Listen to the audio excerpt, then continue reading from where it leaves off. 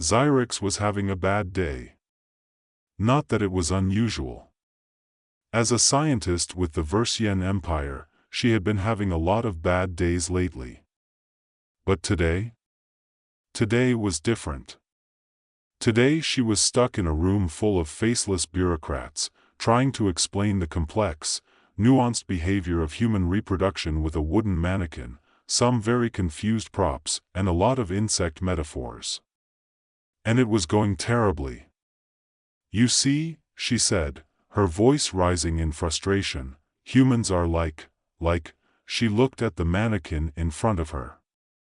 Like larvae that become cocoons, but they don't just, grow into other bugs. She stopped herself, realizing her metaphor wasn't going anywhere. Forget the larvae part. Let me start over.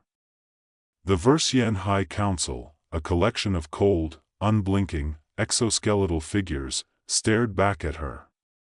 None of them moved. None of them blinked. It was as if they didn't even have eyelids. Xyrix was sure they didn't. She wasn't entirely sure how they even saw, or if they even had eyes. But in a room full of other Verxians, the sightless stares were deafening. And none of them seemed to grasp what she was trying to explain. For a species to reproduce, Xyrix tried again, they need to, engage in what humans call intimacy.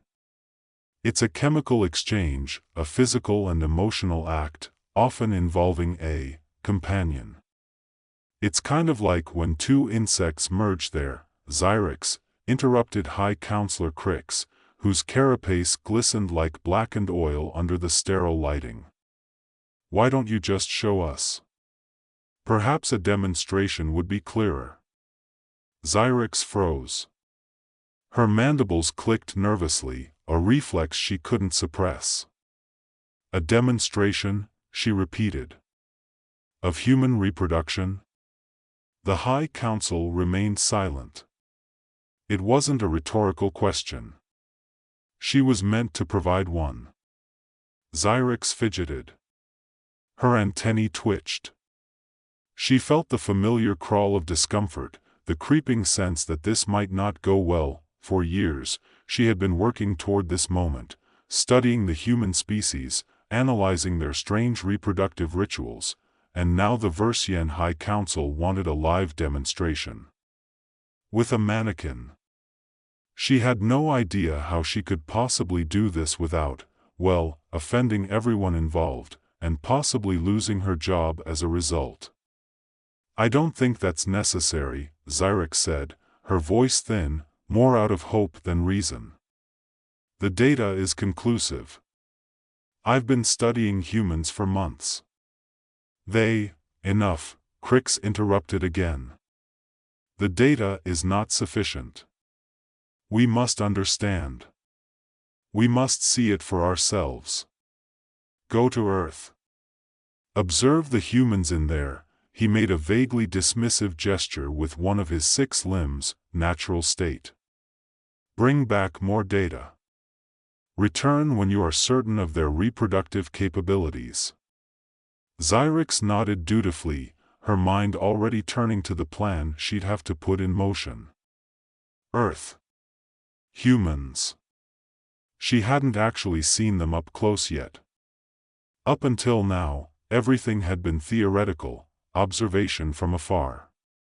But now, they were giving her the task of actually witnessing human reproduction in action.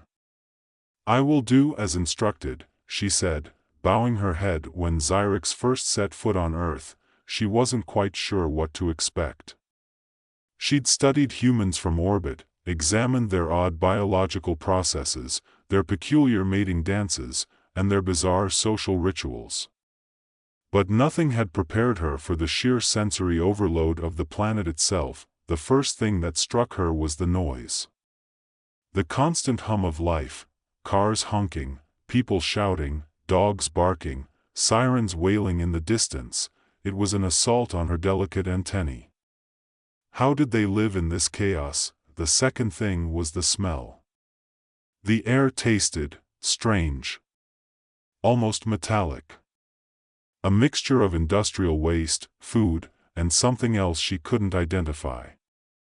Maybe it was the smell of humans themselves. She wasn't sure. She adjusted her exoskeleton suit, which was designed to blend into human environments, and set off toward her designated observation zone. She had rented a run-down apartment in a forgotten part of town. Humans rarely ventured there, so it was the perfect place to conduct her research without drawing attention. The next few days were a blur of observations. Xyrix watched humans in their natural habitats, at parks, on street corners, in grocery stores. She carefully catalogued their behavior. It was all so absurd. So irrational. She watched a couple at a cafe, laughing and chatting over coffee. Xyrix took notes. Humans engage in mutual vocalizations, she wrote, to maintain social bonds. These vocalizations may or may not involve sarcasm, humor, or emotional manipulation. Further study is needed.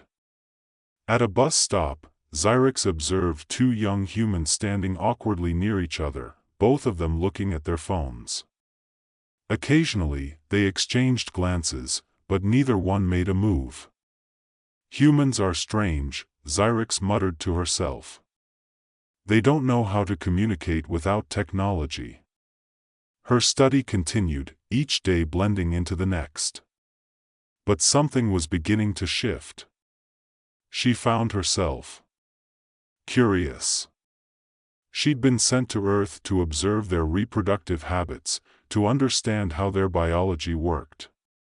But the more she watched, the more she found herself fascinated by them, not just as subjects of research, but as, well, people. One evening, Xyrix followed a couple into a small bookstore. They were laughing about some inside joke, and for reasons she couldn't explain, Xyrix felt a strange flutter in her thorax. It wasn't like the flutter of excitement she got from finding a new scientific discovery. No, this was something different. Something confusing. Why are humans so complicated? She whispered under her breath. She made a note in her research log, emotionally complex. Possibly based on irrational hormonal fluctuations. Xyrix's study of human relationships took a new turn when she decided to focus on human reproduction more directly. She found a willing subject, a human named Elliot, a mid-level office worker in his late 30s who lived in a small, cluttered apartment with his partner, Jane. From her observations, Xyrix noted that Elliot and Jane's relationship was filled with tension, which, based on her research, meant that there was some form of emotional attachment. Xyrix had planned to study them from a distance, but then one evening, when she was spying from a nearby cafe, she overheard them discussing something that caught her attention. "I don't know if we're ready," Jane was saying. "I mean, having a kid changes everything, doesn't it?" Elliot sighed. "I don't know. It's just, what if we can't make it work?" Xyrix's antennae twitched. This was it.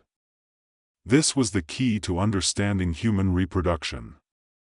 It wasn't just about the biological act of copulation, no, it was about the emotional factors that influenced their decisions. She had to understand this. She had to know what love and fear and regret felt like. Before she knew it, she found herself walking over to them. It was ridiculous, impulsive, but she had to understand. She had to ask them.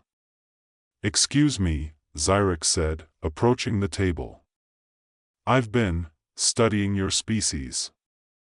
I have some questions about reproduction." Elliot blinked, looking at her with confusion. Jane frowned. "Who are you?"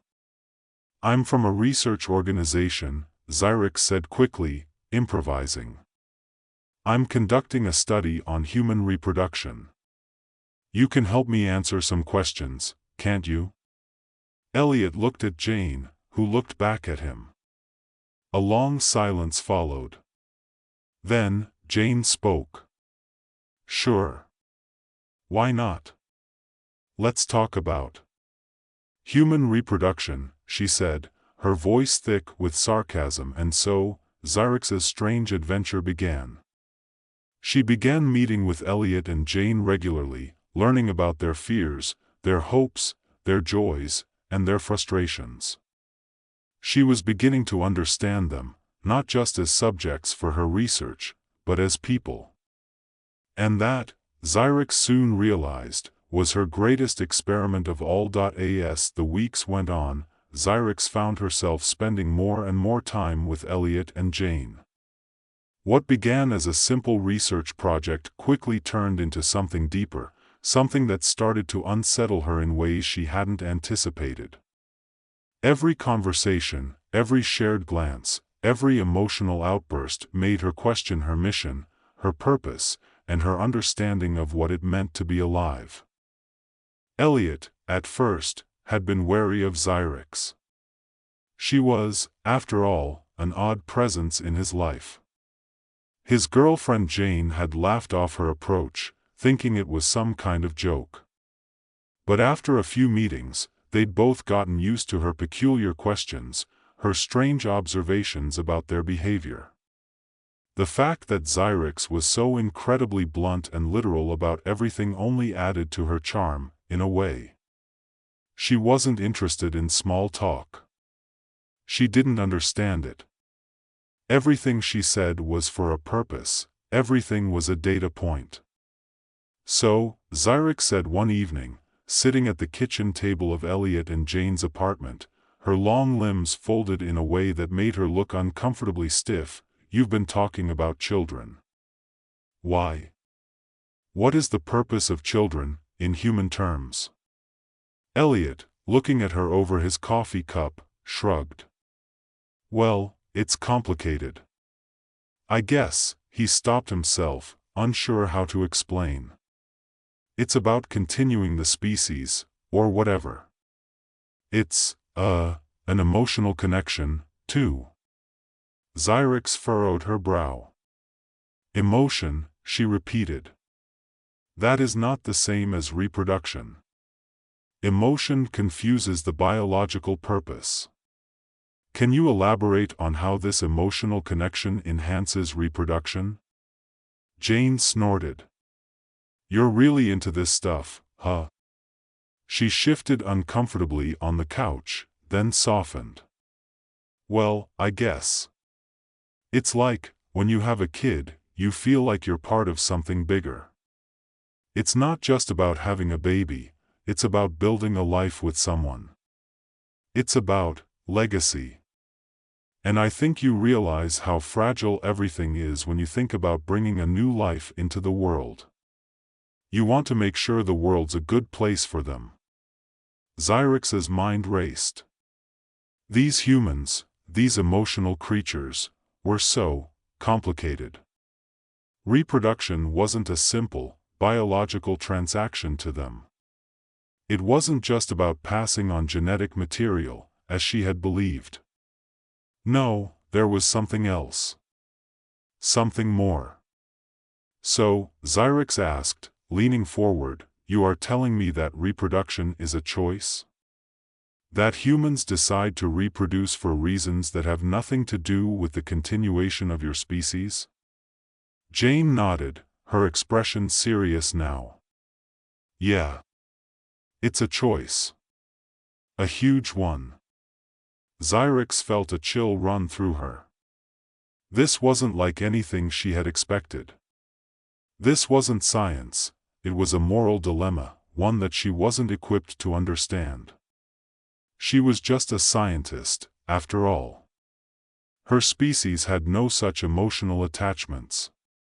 Versions bred in the most pragmatic, efficient way possible, there was no choice involved. There was no legacy. No emotional attachment. The process was mechanical, sterile, unemotional. And it worked. It worked perfectly, but now, in the presence of these two humans, Xyrix began to wonder. Was her species missing something? Were they so caught up in their cold, calculating efficiency that they had failed to understand the true essence of life? Was it not just about breeding, but about living? Was it not just about surviving, but about creating meaning? One evening, as Elliot and Jane sat close together, watching a film on the couch, Xyrix lingered in the corner of the room, as always. She had been observing them for so long, it almost felt like she had become a part of their life. Not in a physical sense, of course, but in the way she saw them, really saw them. She saw the little things, the way Elliot always took the trash out when Jane was too tired, the way Jane smiled at Elliot when she thought he wasn't looking, the way their fingers brushed each other during the movie. For the first time, Xyrix realized she wasn't just studying them anymore. She wasn't just gathering data. She was feeling something, something she couldn't put into words, something that confused her. She felt the weight of their struggles, the tenderness in their gestures, the quiet love that existed between them. Xyrix wasn't supposed to care. She wasn't supposed to have these feelings. She was a Versian scientist, a cold, calculating observer, not someone who got involved in the messy emotional world of humans. But there she was, watching them, and for the first time, she understood what Jane had said about legacy. It wasn't just about continuing a bloodline. It was about leaving something behind, something intangible. Something that could live on long after you were gone. That night, as she lay in her bed, alone in the quiet apartment, staring at the ceiling, Xyrix felt a deep, unsettling confusion. She didn't know what she was anymore. She had started this mission with one purpose: to collect data, to improve Versian breeding practices, to help her species reproduce more effectively. But now, she was torn between that mission and something else. Something human. The days grew shorter, and the weight of her dilemma grew heavier. Xyrix had been sent to Earth for one purpose, but now she was beginning to feel sympathy for the humans she had been studying. She couldn't deny it any longer. She cared about Elliot and Jane. And she knew that her mission could not continue without betraying the very thing she had come to understand. How could she take what she had learned about them, their love, their fear, their hopes, and use it to manipulate their biology for the sake of her own species? At the same time, Xyrix knew that if she didn't report back to the Versian High Council soon, her mission would be a failure. The Council had made it clear, they were depending on her findings. They wanted to improve Versian reproduction, to make it more like that of humans. They wanted to understand the emotional bond that humans seem to experience during reproduction, and to harness it to increase Versian fertility. But what if the Verxians didn't need to change? What if the problem wasn't with their biology, but with the way they lived? Xyrix had seen what it meant to be human. To feel. And she was beginning to wonder if that was something her species had lost, or perhaps never had to begin with. The dilemma was unbearable. Finally, after much thought, Xyrix knew what she had to do. She couldn't betray the humans. She couldn't violate their privacy for the sake of her own people. She would leave Earth, return to the Verxians, and tell them the truth, that human reproduction wasn't a biological process that could be improved by Versian methods. It was a choice, an emotional bond, something that couldn't be replicated through science. The Verxians would never understand, but it wasn't just about saving the humans. It was about saving herself. She had learned, in the most unexpected way, that there was more to life than cold logic and sterile reproduction. There was love. There was meaning. There was something worth preserving. As Xyrix prepared to leave Earth, she felt a pang of sadness. She knew she would never see Elliot and Jane again. They were just a part of her mission, a footnote in her journey. But they were more than that, too. They had taught her something about what it meant to be truly alive. When she boarded the ship back to the Versian Empire, she did so with a heavy heart. She didn't know what her future held, but she knew she had changed. She wasn't the same scientist who had arrived on Earth weeks earlier. She wasn't just a cold, detached observer anymore.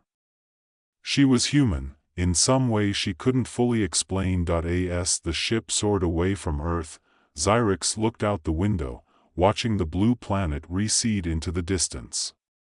For the first time in her life, she felt something deep within her, something warm, something alive. She wasn't sure what it was, but she knew it was important.